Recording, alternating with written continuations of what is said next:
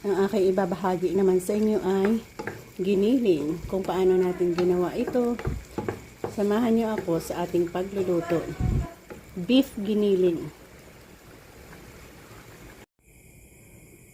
Isang recipe na naman ang ating gustong ibahagi sa inyo. Giniling na beef. Karninang baka. Isang recipe na gusto ko namang ibahagi sa inyong lahat. Yan, magsa-start tayo sa paglagay ng mantika. I-add natin ang onion at garlic. Kunting mantika, onion, sabay na ang garlic.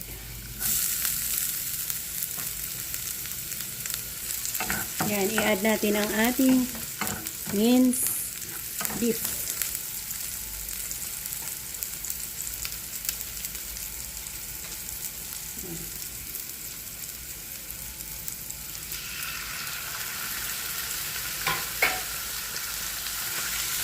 Isa natin.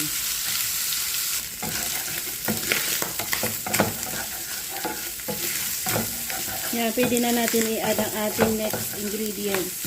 Ang mixed vegetables. Yan.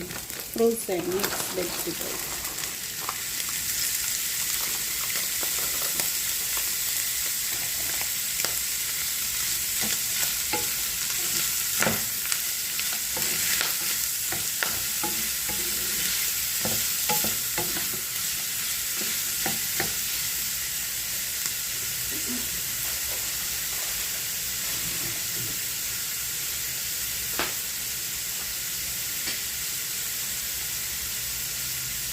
Ang curry na ating gagamitin ay Japanese curry.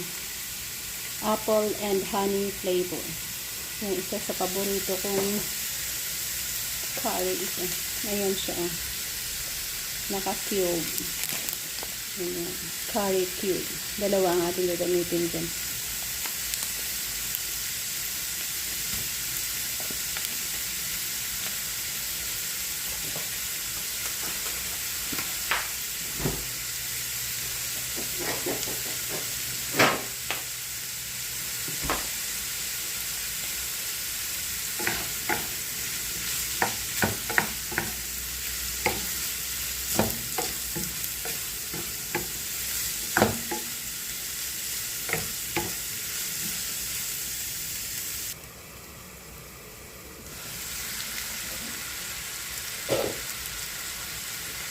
Ngayon, maglagay tayo ng isang basong tubig.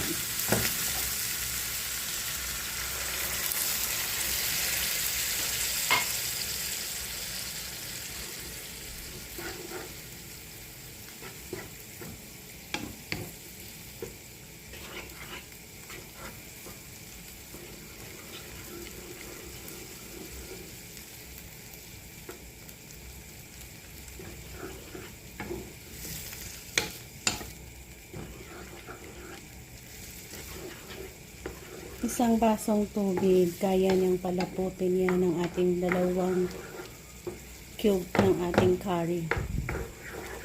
Super thick pa nga.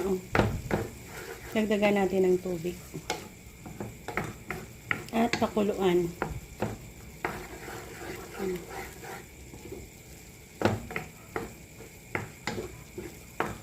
Yan.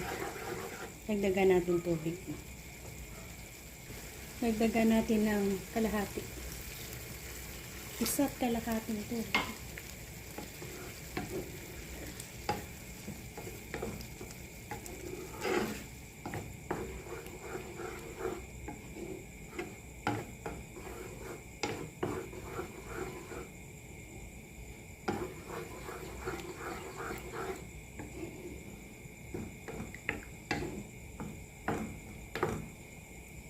Cover.